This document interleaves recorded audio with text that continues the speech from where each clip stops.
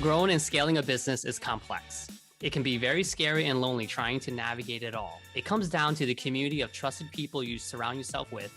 Let's dive in to the Business is People podcast. Welcome back to another episode here, guys, at Business is People. And it really comes down to awesome people that you surround yourself and you get to know to help grow and scale your business, no matter what life cycle you're in.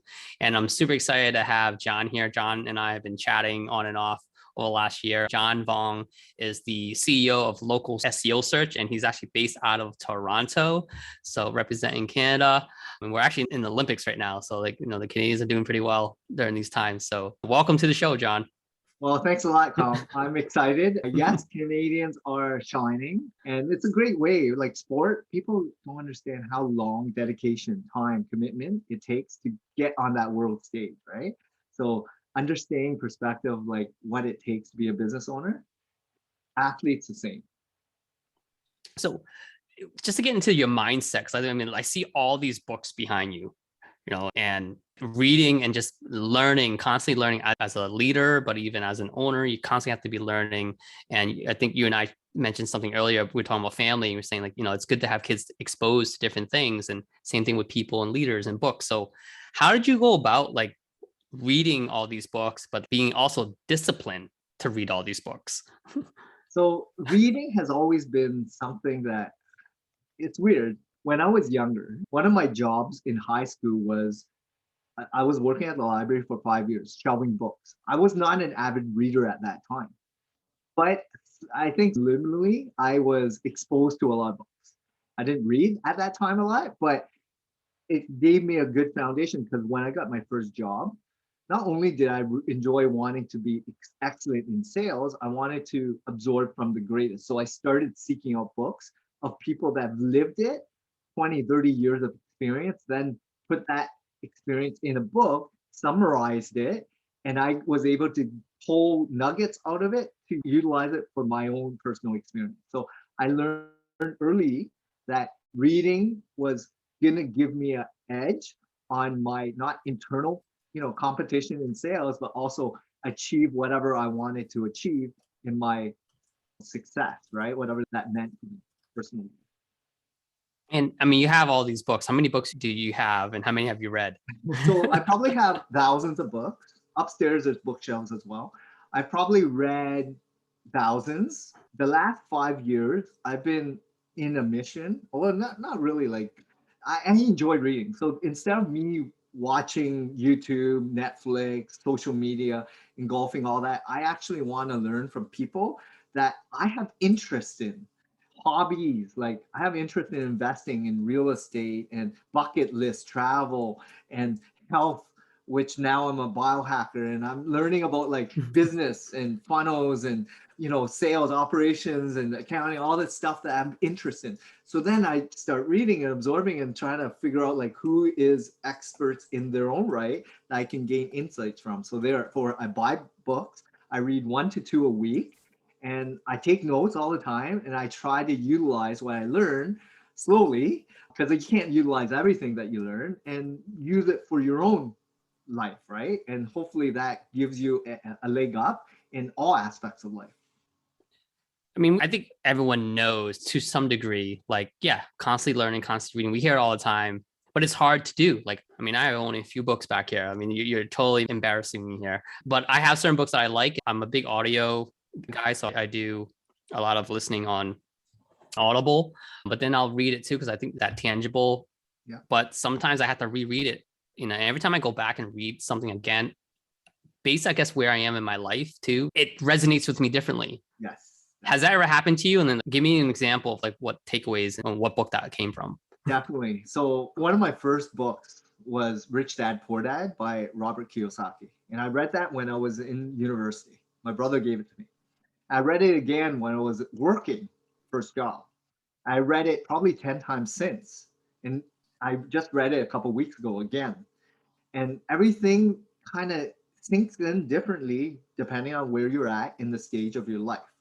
And then you can pull nuggets of, wow, a majority of what he said, and it kind of stuck with me. Just like Dale Carnegie, right? And I know there's a lot of books on that. And Napoleon Hill, everything resonates based on where you're at in your life. like habits and lifespan and health, and you're gonna utilize it and read it differently. So I used to listen a lot, but I found that I wasn't retaining as optimally because I was working out and I couldn't take notes, right? So now that I read, I can take notes and jot things down and then look at summary and then utilizing it for my own life. It's just how people operate. And I think I'm different than you and everyone else. So you just have to figure out what works for you. And I kind of want to segue a little bit more about also what you do in your company. I know we kind of got down to the book stuff, but I think the book stuff relates to a lot of people, John. But you must read a lot about SEO. And I mean, I started as an SEO agency myself and evolved to now being like a demand gen agency. And tell us a little bit about your organization, how the whole thing started. Yeah, so I started this company back in 2013. I used to work in a very similar space, like Yellow Pages sales rep. I was there for 5 years. Saw that a lot of people, business owners, were just frustrated. User behavior was shifting to digital, and they were spending more than ever getting poor ROI. So I knew there was a better solution and outcome. I sold a lot of paid ads at Yellow Pages, but not a good return on investment, and people were canceling. So I knew there was another optimal space, which is the SEO owning real estate. Therefore, I shifted to really just offering that up and understanding how it worked. So my biggest transition was not sales because I was selling right off the bat. I got like 10, 20, 30 clients right off the bat. But the challenge was now I had to deliver on that, building a team, building system, processes, putting all the pillars in place. Like learning everything took years to refine. And that's still growing, right? And learning and making mistakes. So it's an evolution of every business, just trying to get better. So that's what I've kind of been doing for the last 8 years. There's actually here locally, it's another SEO company who started, and I gave him some advisement and some tips. So people who are looking to be in this path, who are looking to get into digital marketing or start an SEO agency, like what are some tips if people are looking to start into this industry that you can share? Yeah, so you got to figure out like if this is right for you first off, right? Like business ownership and entrepreneurship is different than a 9 to 5 job. So you need to have clarity and intent on wanting to make this work. And it depends on your life stage. Like, is your situation ready for what is gonna, demand of you? Because you're gonna spend a lot of time figuring out if it's right for you or not. So, digital marketing comes in all different aspects, right? I worked in performance-based affiliate online. I was a biz dev manager. I understood like contextual ads, banner ads, behavioral email funnels and drip campaigns, all that stuff. Understanding all that and then really pin it all to what aspect do you think you're good at that you can retain customers, get customers to buy on a retention base to have recurring revenue, making sure that it's sustainable as well. So not only is there a lot of factors, and I think ultimately it's like, what are you good at? Do you enjoy doing? And what fits your personality? Because as you evolve as a business owner, you're going to change your roles, right? From like starting and doing it, like you're in your business, doing all the activities, all the aspects, to then working on the business and then figuring out what your strengths and what you actually enjoy doing. And if you're a leader or not will be dependent on, do you want to evolve and grow to become a leader or not, right? Yeah, because some people can be really technical and have really good skill sets, but they might not have the right build to be a manager or a leader, which is not a bad thing. Like every person has a purpose, Yes. in a business to help it grow. It takes a team. It's really tough to scale with just yourself. And I remember doing this when I first started, and then I hired my first full-time person. And the next one, before I know it, we got like 20 plus people. But just having a big company should not be the reason, right? Everything has to make sense aligning with your goals. We talked about outcomes, offline, right, John? So like if you get into business, you get leaders here listening to this episode, and even if you're an entrepreneur, what reasons did you get into doing what you're doing? Yeah, so I was at a pivotal point in my life, early 30s, just got married, just moved to a new city, bought a new home, and I was leaving a 6-figure job. So I was doing okay, right? Like 1% of sales, very similar to you. Like I knew I could sell, 10 years of learning that art. And then my wife was like supportive of whatever decision. I was leaving Yellow Pages. I was committed on that.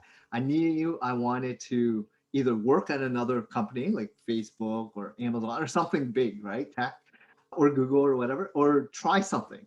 And I've always wanted to have my own business, right? Like I was like, okay, pivotal time made me want to start this, right? And not only that, my wife was supportive. She had a stable income. She knew she could cover mortgage. And, for me, it was like, okay, I have stability, I have comfort, someone trusts me.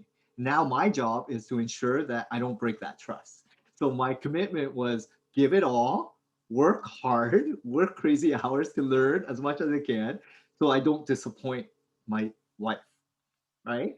So, and then, then you learn about business and you make a lot of mistakes. You hire a lot of people, you fire a lot of people. It's throughout that whole journey is constant growth, constant struggle, constant decision, and you learn always.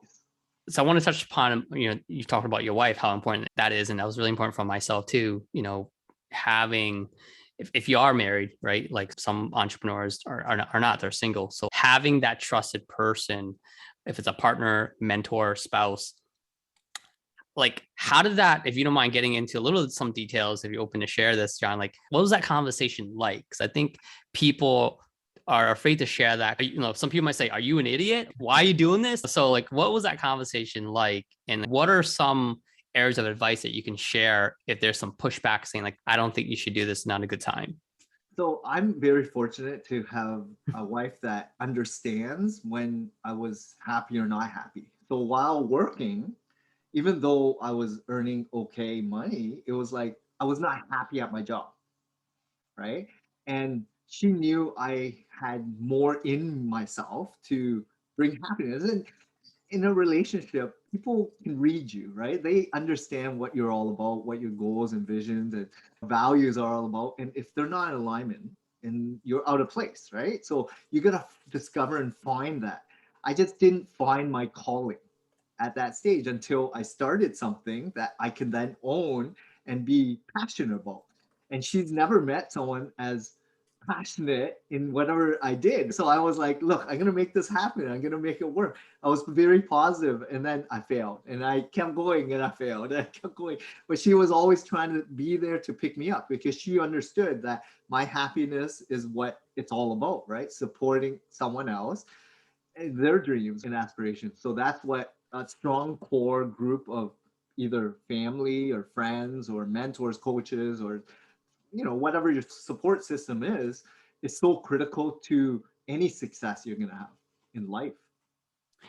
If some people don't have that fortunate, you know, mentality from their spouse to support them, what are alternatives? What's another way? If you have this passion and you know that you can do something impactful, but your spouse is not supporting you, what would you say to that person? Yeah, and that's a very big barrier to overcome, right? Because that's someone that you decide to spend the rest of your life with, and they're not supportive in whatever decision you have. So, it's a fine line to make them happy or make yourself happy by discovering or finding a group or network of people that understand you. So it's all about perspective. And I always look at like, if you're at a stage of starting something, find people that have already been through that. Talk to them, dialogue, communication, spend time ingesting and asking and probing before you can then venture into it and maybe dabble in like have some small wins, side hustle, gain some confidence, momentum so that your wife or husband understands potential, right? Because you don't want to scare them by leaving your job or making a huge dramatic shift because she won't be happy or he won't be happy and you won't be happy because you're disappointing the person. So I would say slow and steady, ease people in, give them confidence to then back you to then go full on. No, that's really good advice. And you mentioned earlier some failures, a lot of failures, right? And I think some people don't want to admit that, but to me, failures are lessons, right? I think Einstein had a lot of failures, but he knew he could know what they say, like 10,000 times. So he kind of figured it out. It's just 10,000 lessons. So can you describe like a couple of failures that were pivotal in your growth and kind of like really getting to the next level for you? Yeah, definitely. Hiring wrong people, right? Like at the beginning, I was hiring strictly on skill set. I didn't even know what skills I needed because I was never in this SEO industry.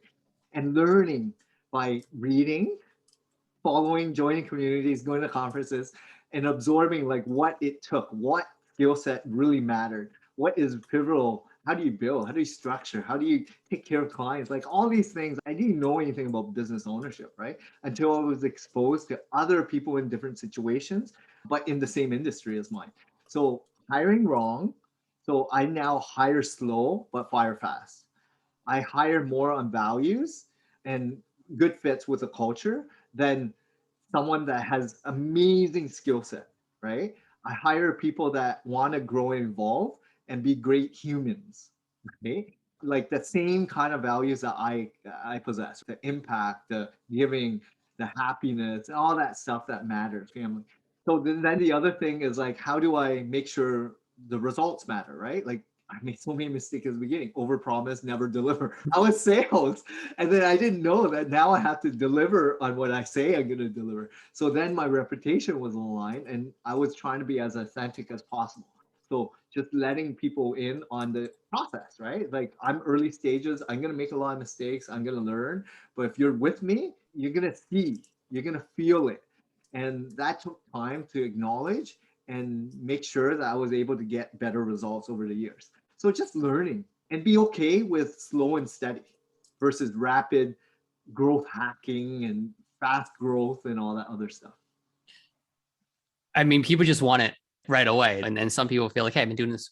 I'm working 14-hour days. Why is it not working? And you're right, that slow and steady.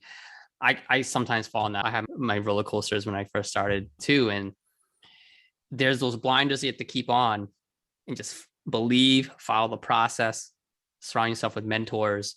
But the slow and steady stuff, what do you do when you kind of feel like, I can't do slow and steady, but you got to get back to slow and steady? So what are some tips to other people who are probably like, I've been doing slow and steady, it's not working, John. How can I keep staying slow and steady?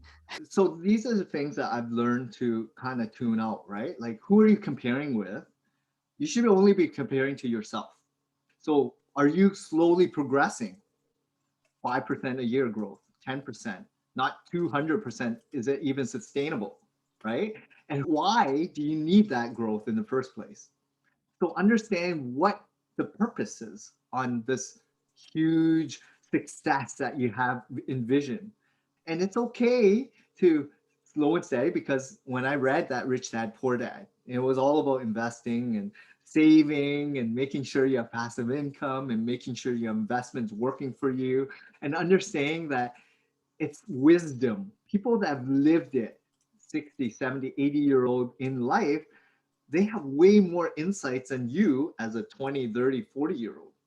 So why wouldn't you retain people that are worth quite a bit in terms of their wealth, and you take nuggets from that versus you think because someone your age and you saw a social post or you're reading on Forbes Inc. or whatever business, Wall Street Journal, that someone in your age group, 40 years old, worth $20 million or $100 million, it's what you envision. And why can't you be like that? Well, it's like, how many Mark Zuckerbergs are there? How many Jeff Bezos are there? There's not many of them, and it's okay. They're living their life like that. Are you content with what you have? And be grounded that way. So I have very roots of like being humble, right? Understanding what I have and being ultra grateful for the opportunity that I'm now able to do something I love, have a team that support me, serve clients I only want to work with because I can pick and choose who I want to service, and have fun throughout the day. Yeah, it is tough sometimes when you're growing, you don't feel that you're growing. I think you have to celebrate the small wins and the milestones, and on a daily basis. Like you can't just look at long term. Like you got to give yourself these little rewards to show like there's progress, daily, weekly, monthly, however you set it. Because if you don't celebrate these things, at least for yourself, you can't rely on other people to kind of pat yourself on the back. You can get in a dark, scary place because it can get really lonely, right? If you're a startup or you're an entrepreneur, you can get really lonely. So you mentioned earlier about having mentors.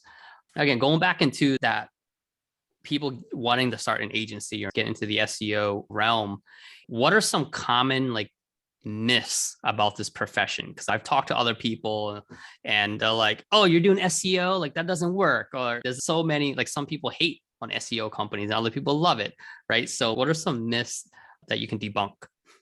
Okay, so first off, I want to answer the question about winning those small wins. In sales, it's all about bucketing those small wins, right? Like I used to just go for lunch and coffee or whatever, or dinner with my girlfriend, wife, or friends. Every time I got a new client, even though it wasn't huge amounts of commission, it was like that whole habit of making sure that you celebrate the small stuff, because when these big stuff might never happen, you at least you got these small wins, right? And I think you and me are similar in sales. We did that. And then regarding the mentors and people when you're starting off, I think you mentioned like the question was trying to find people, was it? That I think for me, the exposure of working at Yellow Pages, I was able to find people that lived a life that I wanted to live while being a business owner. And because I was exposed to over 5,000 business owners like yourself, I was a sales rep. And these business owners, every meeting I had, I was lucky to have an hour kind of mentor session with these people. And I was probing, asking questions, but nothing related to advertising because Yellow Pages, everyone knows phone book, ad, easy. I was more concerned about asking them why they started a business, what made them continue doing what they love, what was really success to them. And everything kind of molded like they woke up every morning loving what they did, serving a purpose, having, a family, the values of like adding value to customers and doing something that was passionate that they loved, and then supporting the community. That's what resonated with me more so. And that's why I drove to this industry, right? So with SEO and digital marketing, it's more like, why are you doing what you're doing? Who are you servicing? And figure out, will that make an impact in that person's life, right? The client. And the more you understand that, not your product, which is SEO or social media ads or paid ads or funnels or whatever it is, there's a certain demographic, a market share of people that know that it will work. There's a certain market share that don't know. And it's okay that you're a believer of whatever it is that you believe in. There's a segment that don't believe. And it's okay as well to move on from those people because you can't convince them, but convince the people that are already kind of on the fence, right? And focus more heavily on people. And once you have a good solid 100, a couple hundred clients, they're advocates for you. They're sending you referrals. They're true believers because they trust your systems, your process, and results. And they're going to be selling on your behalf. Yeah. So what I'm hearing you say, John, is like, you got to have wins, you got to have losses, but as you grow and learn, like really kind of help nurture those advocates for you. Because of course, referrals are the best thing you can get. That's really the essence of demand gen, right? Is you're doing great work, people will refer you out. People are going to want to demand to work with you, and you really need to nurture and, I hate to say leverage, but like leverage these happy clients to say, make introductions for you, right? Be advocates for you out there. So if you're starting out and you're trying to figure out how to scale, it's not just doing outbound outreaches. That's tough. I mean, that's like door to door, that's cold calling. Like leverage the happy clients you're having, like you're saying, right, John, and have that help naturally scale and grow your business organically, which is the right way. Because I think by doing it that way, you're meeting people on their terms, right? You're not interrupting them when they're ready. They want to come work with you and say, okay, now I'm ready for this type of product or service because I have this problem. Yeah, inbound leads, right? People that are referral source, word of mouth, like people that are actively seeking your product and service and you're already referred, is so far down that buying cycle, and they trust you because that person that referred you already trusts them. So someone that is a warm referral is always so close to deciding. It's really, a gut check, right? Pricing or something that's, you can figure out. But then you should vet them as well. So early, one of my other problems was I was getting referrals, but I didn't do the same due diligence on the referrals because I thought each person was similar to that client that I had. So when they were referring, I thought they were similar in terms of personality, type of, business and mindset, right? But I was completely wrong in that sense. I took on some really bad clients and that demanded a lot. and you learn, right? So you got to keep that consistent vetting throughout the life cycle of onboarding of new clients. We actually just updated our ICP recently. And I was talking to my VP of sales, and to your point here, like, because you got a referral does not mean they're the right client. So Yeah. how important is it in early stage versus later stage? I think sometimes in early stage, you get it all because you just got to pay the bills. Or do you recommend an early stage? No, stick to focus on your ICP. That way, you're not driving yourself nuts with like a client that's just eating up and sucking up all your time and energy. So what do you recommend? What path? Every entrepreneur, every business is different, right? Like if you are VC backed, it's all about revenue growth and speed versus if you're independent entrepreneur and you have time. So you got to figure out what's best for you. And I think the more you learn about the whole realm of who your ideal customers are, right? And avatars and trying to figure out who you want to be known as in which industry, vertical, and niche and market, then it takes time because you're going to make mistakes. So you might as well make mistakes early and learn from it and then refine. So I would say take everything, then pull down to your 10 best type of clients and then put together a personality avatar trait and then figure out like how do you get more of those? Because without loyal customers paying you, because things change in the course of the entire relationship. And it takes time for them to nurture and understand if they're really true customers that you want to continue going after or not, even though it's the same kind of profile, right? It's like, are they really good fits? What are some of the triggers? And now that I've been doing it for 8 years, I've learned that you don't just take it, right? You need to really vet and gut check and really ask the deep rooted questions and understanding like what are the KPIs that they expect, right? Because is it even achievable for what they have allotted, right? And based on your experience and providing them your honest expertise and feedback, gives them a different perspective versus what they think they should be getting.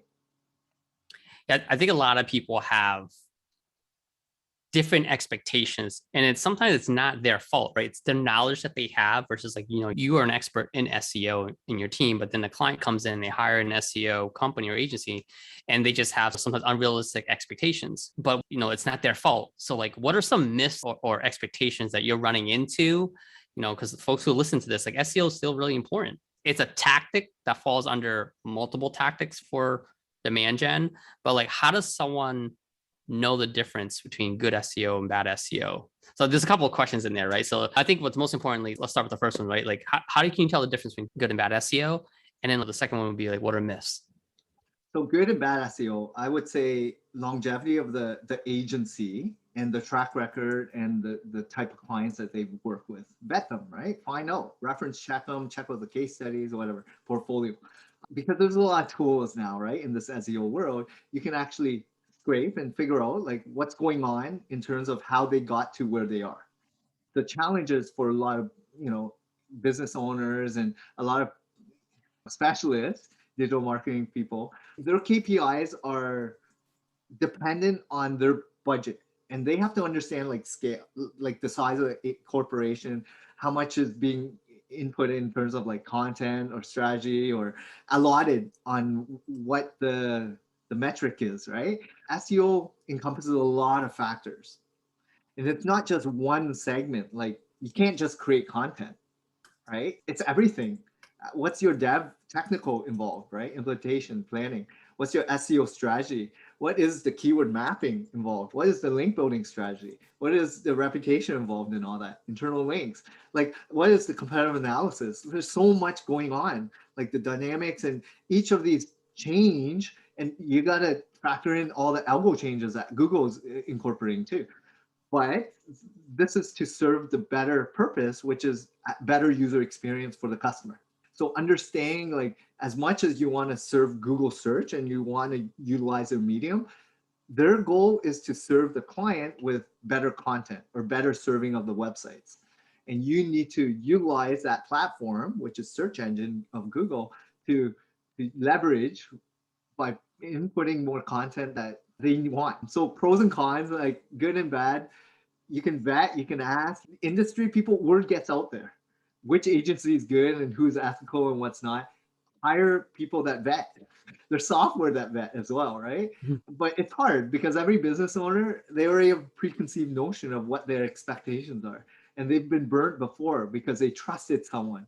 And that's the challenge in this whole industry, because no one knows as much as the agency owner of what is expected, because we're in the roots every day, right? So it's hard to be transparent if they already have a preconceived notion of what their expectations are. So that was the first question. Hopefully that answered it. Yeah, it's complex. I think it does, like good and bad at SEO. It is tough to people to understand that. It's just like interviewing two heart surgeons. How can you tell from one heart surgeon to another heart surgeon? So you gotta vet them. You gotta do your due diligence. You gotta talk to other people. It's okay to ask for references. Look for results. I mean, it comes down to results at the end of the day. All it does. You can have a really great resume and good testimonials, but it really comes down to the results. And results for your company might be different from another company. So to your point earlier, like sometimes you can't compare to other businesses. You got to compare to yourself and just focus on growing your own business.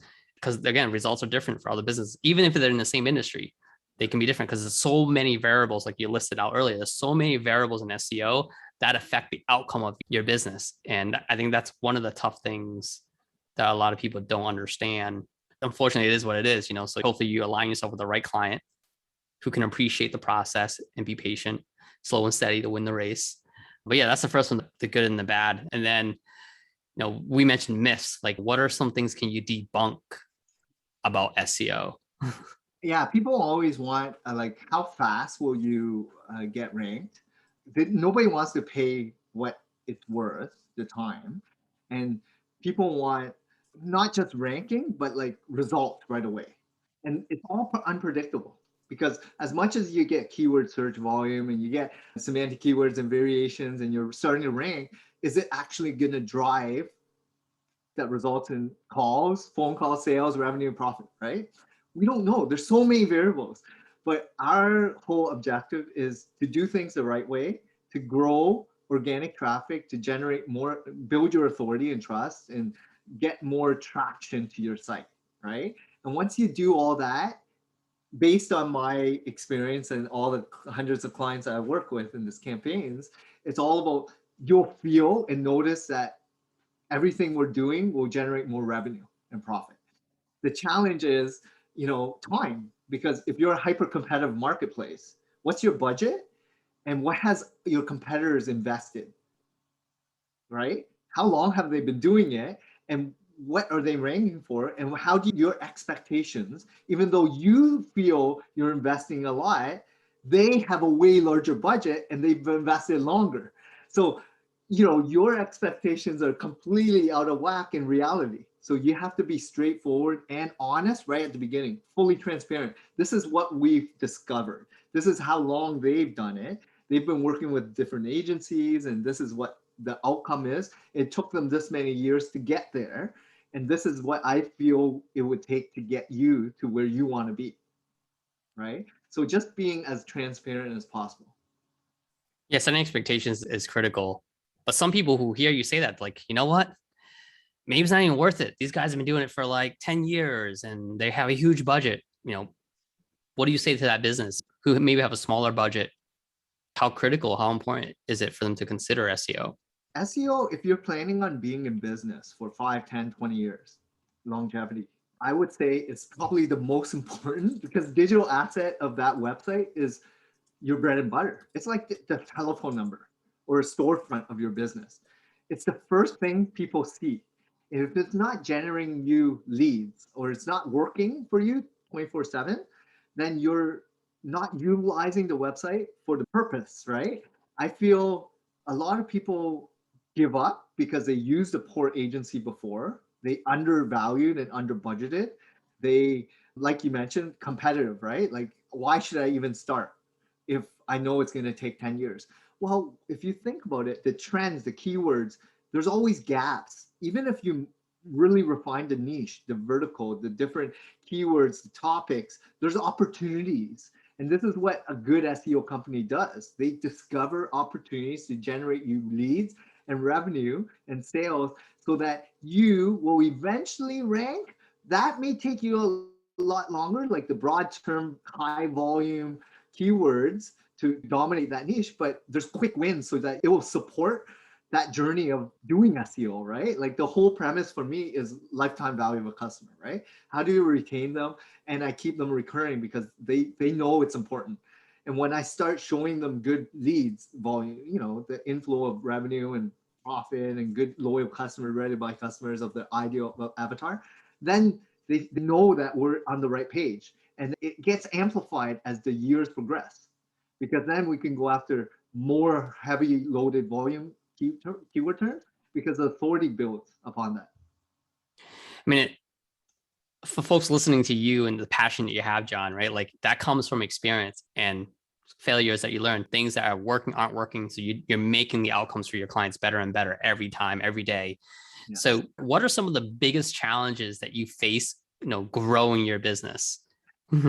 I think the biggest challenge a lot of people don't see on the surface is the internal struggles and battles, because everyone in the team, and I know you have a 20 plus agency, same, like we have a lot of staff, it's more about their allotment of time. Everyone has projects, everyone has clients that they have to deal with, right? But it's the internal time and allotting it. Like we use Asana, people can use whatever they want, right? In terms of the software stack. And it's really, how do you budget the time for the clients so that they feel momentum and growth and continue the growth so that they're constantly learning, adapting and changing and becoming more efficient, more streamlined, less bottlenecks, becoming better at collaborating, understanding the KPIs, understanding what clients want. That's the battle, like that internal battle, more so the external, because if you have a system and you have a good process, then it's good. But there's always things that you can improve on. And I feel my biggest challenge right now is the internal, because I've never had a team, right? Like leadership skills is a new skill set that you have to learn and evolve and adapt and grow. Just like sales, it didn't happen in my first job. It took me 10 years to feel like I knew how to sell. So people like, okay, great. I'm running through the same challenges, John. So can you kind of share with us what are some processes and tech stack that you use to give some insight on like how to get more time back or manage their time? Yeah, so I try to hold my team accountable, and I want them to make mistakes and learn. So I try to be as hands-off as possible today, because I'm equipping my team with any tool and any access and any resource to better their skill so that they could perform at their peak. So the more you move away from the daily activities and you focus on embodying and empowering your team members, then you feel like you can go away for 6 months or a year and have this company continue doing what it's doing. That's my goal of running a business that supports my lifestyle. It all dependent on what you want out of your agency, your business. But a lot of digital marketers feel like they're spending a lot of time in the business in all these facets, right? The quicker they realize what they want out of their business, figure out what you need to put in place to equip your team. So I always tell my sales rep, evaluate all CRMs, any funnel that you need, any scripts for the funnels, figure out anything, right? And propose it to me. And if you feel this is going to help you, let's try it. Give it a couple months, evaluate and tell me how it's been working. The more you do that and you get them to do the work, then they own it. They're spending more time doing research. They spend more time owning the whole process, and they're wanting to not disappoint you, right? So they have a sense of ownership. And I'm learning as well, just trying to do more always by just empowering my team. I like that. I mean, we hear these advice all the time, and like it's tough sometimes as an owner to delegate, right? But you got to delegate. Just like kids, you got to let them scrape their knee, and then hopefully they don't do that again. And they do it again, like, then eventually some people need to scrape their knee twice. But it's still your company, it's still your brand, right? Like you don't want it to fail. You don't want to have the wrong impression out there. So I think a lot of people have a tough time delegating, just letting people develop. Can you dive a little deeper there? Like if someone's like, I don't know if I can trust my team to just do this because, of course, everything's rainbows and sunshine if you can do that, but it's not as easy as it sounds to just delegate and let people just figure it out. Yes, I think that's a great question because I think there was a stage in your business journey, right? Entrepreneurial journey, where you need to put people in place that can do a better job than you can because they have been skilled at it, working on it for so many years, right? So once you learn that, and then you hold them responsible and give me an update of what you've been doing, like just touch points, right? Because mentally, as a business owner, and you're starting off, and you're trying to grow this agency, you want to do everything, and you feel you can do better than everyone else. Once you start letting go and you start acknowledging that your team members already trust you, first off, to be employed there, they know your vision, they have similar values as you. Now you need to just empower them to do their thing, right? And you need to understand they got to grow as well, which means they got to make mistakes. And so, as long as the mistakes are not detrimental to your brand, yes, you can lose clients. Yes, there's going to be mistakes in communication, the way they structure the email and they said something that you didn't disapprove of. But is it going to make or break your company? If it makes or break your client, yes, you're going to win some. Yes, you're going to lose some. Yes, you're going to live with the outcome because you trust your team. And the hardest thing is to let your team evolve where I fully support my team, whatever decision they have, versus the new clients within 6 months. If they don't like how my team operates, we can find someone that will like our company.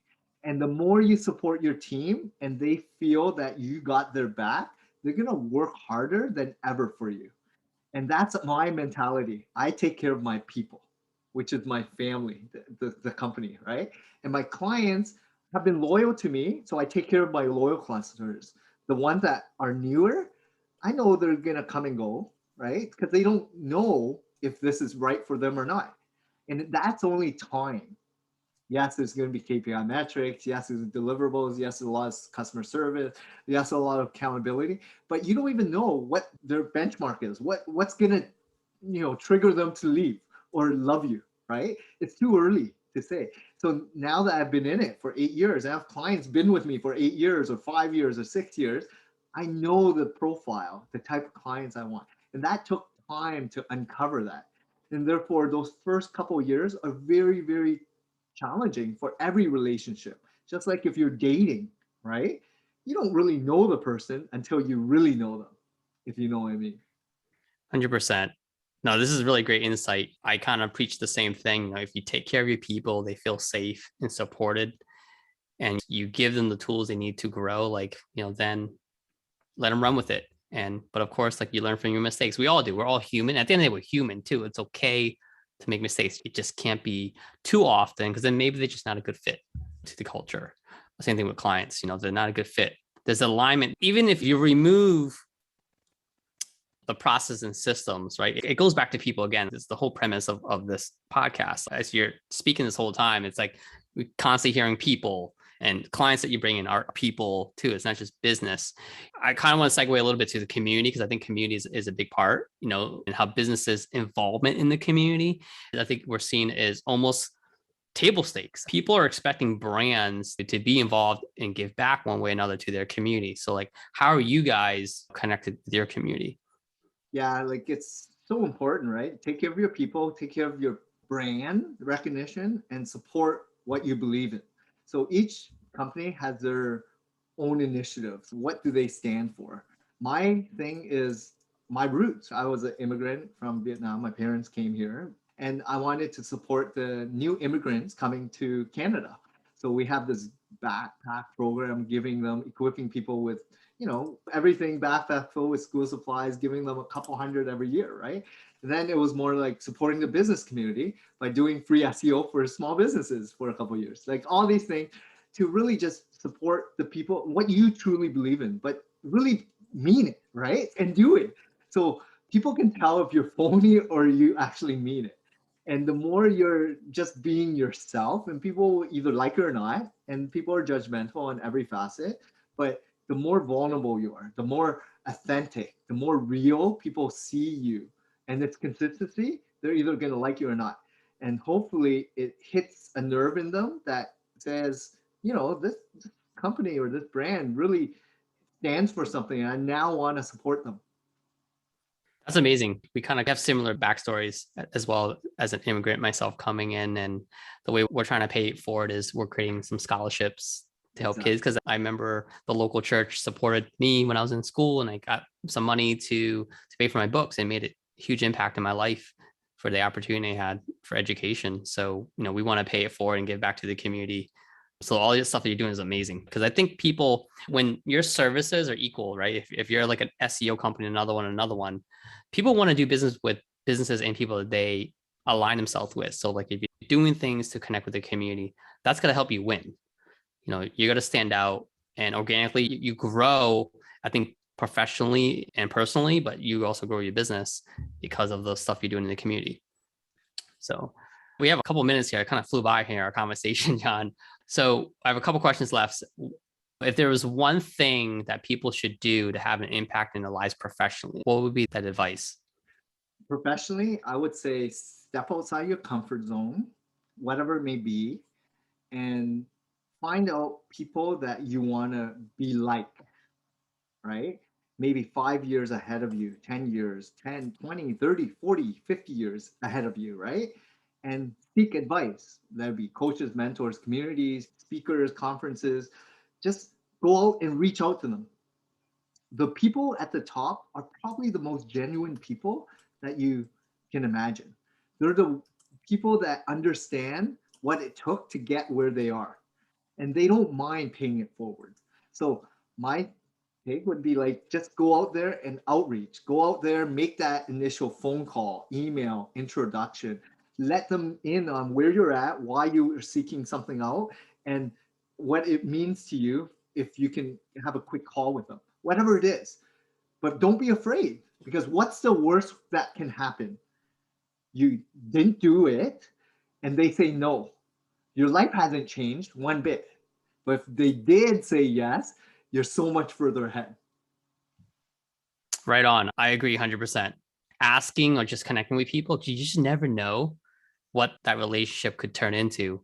Because if you're hesitant to ask, yeah, you're right. It's like not taking a swing. You just don't know. Exactly. Any sport athlete, right? Like Michael Jordan, how many misses? But how many game winners has he gotten?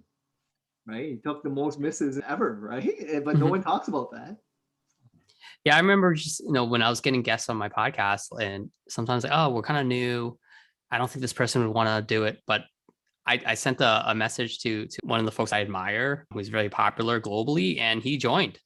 So I was like, wow. So you just never know unless you ask. Yeah. That's really great advice, John. So last thing, you're a busy guy. So what are you working on right now? Let people know kind of what's going on. Yeah, working on a couple big projects. We're working on a community, creating an online digital community. It's called the Business Sphere. And it's really to support lower tier, not full service SEO campaigns, but people that kind of want to do it themselves or learn. So there's going to be a lot of videos, a lot of, communication amongst peers, and it's going to be fun, right? What I'm trying to do is give so that business owners have a place, a community that they feel open to share anything, right? And different stages of their business. So I'm working on that. It's been in the works for 6 months. I'm working on a book that is also been in the works for a couple months, and also YouTube content creation. So that's something new that I've never really ventured in, but I now have a videographer, I have a full production team, and I have a whole YouTube team of scripts and editing and planning and strategy. And you got to commit, right? So I built a team, I got them to educate, learn, grow with some expertise, and then have fun along that journey. So that's what I'm doing, working on right now. Wow. It's like, when do you have time to rest? But sometimes that's the difference between winning and losing. I think it's like going all in. So good luck with everything. That's amazing stuff. I definitely look forward to having you back on again, John. I really appreciate your time today. And if people want to connect with you and find you, what's the best way to do that? Yeah, thanks a lot, Kham, for having me. I really appreciate and grateful for having this opportunity. Best way is check out my website. It's localseosearch.ca. based in Toronto, Canada. We also own the .com. But honestly, like your listeners, Tom's great. Like you've done a great job with this podcast. Keep doing it because it sounds like you're having fun. And whatever you have fun doing, people can tell. And that's what I always say. Own what you do, have fun along the way, and grow with people that resonate in alignment with your values. All right, guys, go out there, be courageous, and make it happen. Thank you. If you have any questions and topics you'd like us to cover, please email me at podcast@inthinkagency.com or message me on LinkedIn.